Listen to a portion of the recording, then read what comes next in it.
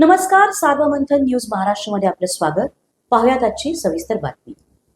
जत मतदारसंघाचे आमदार गोपीचंद पडळकर यांनी काल घेतलेल्या सभेत माजी मंत्री जयंत पाटील यांच्या कुटुंबाबाबत वापरलेले अपशब्द संतापजनक असून त्याचा तीव्र निषेध राहुरीत करण्यात आला.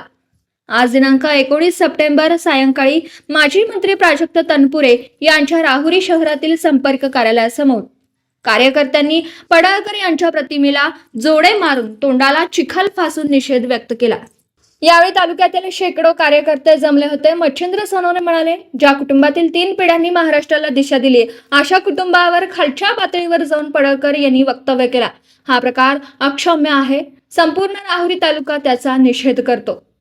ज्ञानेश्वर बाचकर यांनीही पडळकरांवर टीका करताना म्हटलं की बिरोबाला मानणाऱ्या धनगर समाजाचं प्रतिनिधित्व करण्याचा दावा करताना खोटी शपथ घेऊन भाजपात सक्रिय झालेले पडळकर यांनी जयंत पाटील यांच्यावर केलेली टिप्पणी अत्यंत निंदनीय आहे. यावेळी काँग्रेसचे बाळासाहेब आढाव, ज्ञानेश्वर जगधने, बाळासाहेब आघाव, रामदास बाचकर, हरिभाऊ हापसे, नारायण जाधव, किरण कडू, नवाज देशमुख, नंदकुमार कुटे, अयूब पठाण यासह अनेकांनी मनोगत व्यक्त करून पडळकर यांच्या राजीनाम्याची मागणी केली. आंदोलनात गंगाधर तमणर, प्रकाश भुजाडी, मच्छिंद्र सोनवणे, सागर तणपुरे, किरण कडू, ज्ञानेश्वर बाचकर, भारत भुजाडी, बाळासाहेब उंडे, राजेंद्र बोरकर, नंदकुमार तणपुरे, अनिल कासार, अशोक आहेर, संतोष आघाव, प्रशांत डवले, ओंकार कासार, नरेंद्र शिंदे, पांडुरंग उदावंत, गणेश धाडगे, दीपक त्रिभुवन, संदीप सोनवणे, चंद्रकांत पानसंबळ, बाळासाहेब गिरमे, सुरेश निमसे, शहाजी जाधव, सचिन भिंगारदे, किशोर जाधव आदींसह शेकडो कार्यकर्ते उपस्थित होते. आंदोलनाचा ठसा. पडळकरांच्या विधानाचा राजकीय व सामाजिक पातळीवर जोरदार विरोध होणार असल्याचं या आंदोलनातून स्पष्ट झालं. मात्र सध्या पडळकर यांनी केलेल्या वक्तव्यामुळे आमदार पडळकर यांना चांगलंच सोशल मीडियावर रोषाला सामोरं जावं लागतं. येणाऱ्या काळात आमदार पडळकर माफी मागणार का, की हे प्रकरण आक्रमक वळण घेणार, हेही पाहणं महत्वाचं ठरणार. सार्वमंथन न्यूज महाराष्ट्र, राहुरी, अहिल्यानगर. आपल्या ग्रामीण भागात आहे ना, एखादा बैल कधी लईच माती उकरायला लागला तर आपल्या या ठिकाणी तुम्ही आपले चेअरमन आहेत गंगा पटेल तमनर, त्यांना पाहिजे लई माती उकरायला लागला का ते म्हणते खोटीला तो चिमटा आहे तो काढ आणि याला डांबा म्हणतात. त्याच्यामुळे आता सरकारने कधी चिमटा नाही काढा, आता मी तर म्हणतो सर्वसामान्य जनतेने चिमटा काढावा आणि याला दाबून घ्यावा. कारण की माझी आई बहीण असो, कोणाची आई बसून जयंत पाटील साहेबांच्या मातृश्रीवर बोलला म्हणजे ते काय त्यांच्या नावाने बोलला आणि आपल्या सगळ्यांच्या आया बहिणीवर बोलला आणि आपल्या सगळ्याच्या आया बहिणीवर आपण सुसंस्कृत महाराष्ट्र म्हणतो तसा सुसंस्कृत. आज एक ठिकाणी एक समजा आमदार लेवलचा माणूस, एका पक्षाचा माणूस कधी माझी मंत्र्यावर असा बोलत असेल, एका महिलेवर असा बोलत असेल, मी तर म्हणून आपल्या महिला काय करतात घरात काय बसल्या. तुम्हाला सांगतो माझ्या बायकोला राजकारणातलं रस सुद्धा कळत नाही. तिने जेव्हा हे पाहिलं तर ते म्हणे मग आपल्या तालुक्यातल्या महाराष्ट्रातल्या महिला काय करून राहिल्या. हा कधी एखाद्या महिलेवर इतक्या खालच्या पातळीवर टीका करत असेल, मृत महिलेवर समजा ते आज आहेत नाही त्यांच्यावर हा टीका करत असेल आणि महाराष्ट्र कधी उघड्या कानाने आणि उघड्या डोळ्याने कधी ऐकत असताना आणि आपण अशा निश्चित सभा करत असतो, याला काय फायदा. मी म्हणतो सर्व राज्यातल्या, मी तर म्हणतोय काय राष्ट्रवादी काँग्रेस आणि भाजपचा हा विषय नाही. असा कधी मोकार सुटलेला असेल तर हा कुठल्या पक्षाचा किंवा राजकीय पक्षाचा नाही, भाजप पक्षाने सुद्धा याच्या ढोंगावर लाथ मारून हक्कलपट्टी करून द्यावी. हा गोपीचंद पडळकरचा जन्मच मुळात चोऱ्या माऱ्या करून झालेला आहे. अनेक आपण त्याचे कारनामे बघितलेले आहे. मंगळसूत्र खरोखर मंगळसूत्र चोरलेलं आहे. लोक खोटं बोलत नाही, कारण त्याचा बेड्या घातलेला फोटो आपण अनेक वेळा सोशल मीडियावर पाहिलेला आहे. कोर्टाच्या दारात सुद्धा बेड्या घातलेला फोटो आपण बघितलेला आहे. असा माणूस अतिशय बेताल वक्तव्य करतो. आपण अनेक धनगर समाजाचे नेते या राज्याने दिलेत, बघितलेत.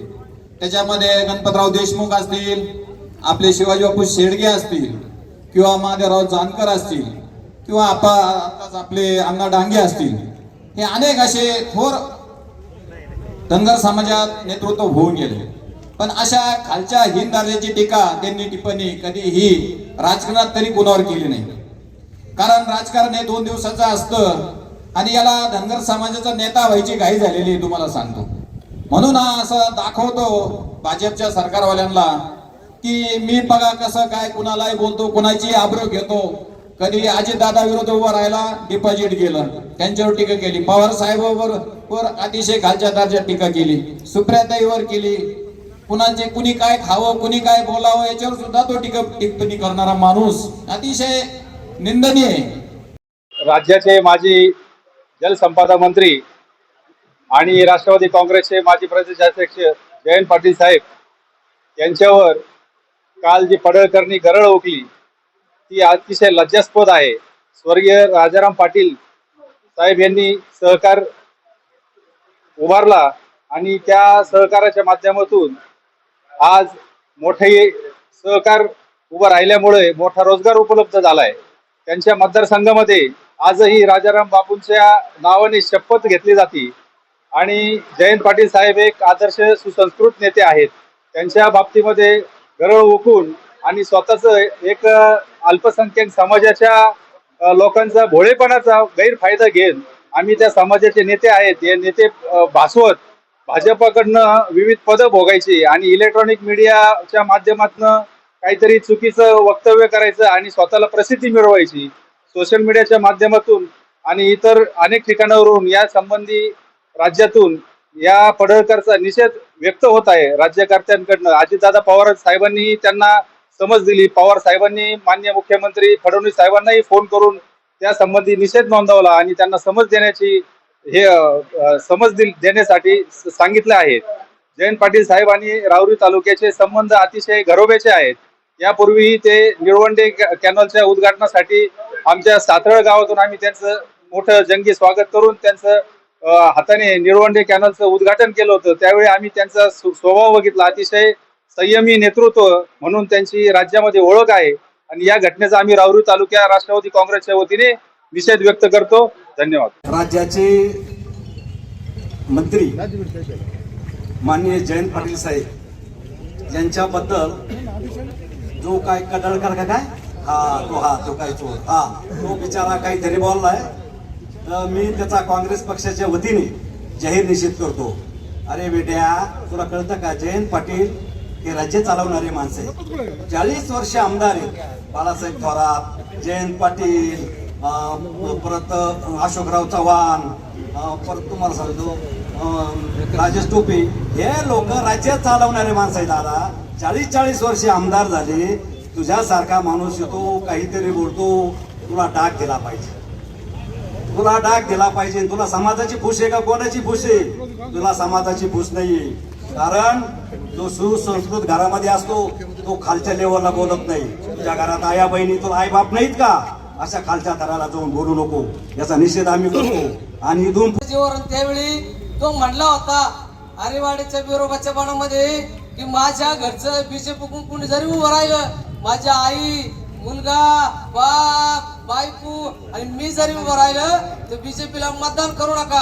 आता पूर्ण बीजेपीचं भांडवल झाला का नाही? अरे या देशामध्ये खऱ्या अर्थानं ज्या शरद पवारांनी या देशाला सगळ्यात मोठी कर्ज माफी दिली, आधी त्यांच्यावर हा टीका करत होता, सुप्रियाताईवर टीका केली. अरे तुझी लायकी काय? तू बोलतो काय? त्या राजाराम पाटलांनी या देशाला एक सहकार दिला, त्या सहकाराचे आज सगळीकडं कॉपी करून आपल्या इकडे पण सहकार बऱ्याच जणांनी केला. आजही मला वाटतंय या जिल्ह्याचे पालकमंत्री बीजेपी आहेत, त्यांचं समर्थन याला असेल. कारण की ज्या जयंत पाटलांनी उत्कृष्टरित्या अर्थतज्ञ म्हणून त्यांच्याकडे बघितलं जातं, त्यांनी उत्कृष्टरित्या संसदेमध्ये अर्थसंकल्प सादर केला, त्यांनी अनेक खात्याचे मंत्रिपद भूषवलं, एवढं वर्ष ते मंत्री राहिले.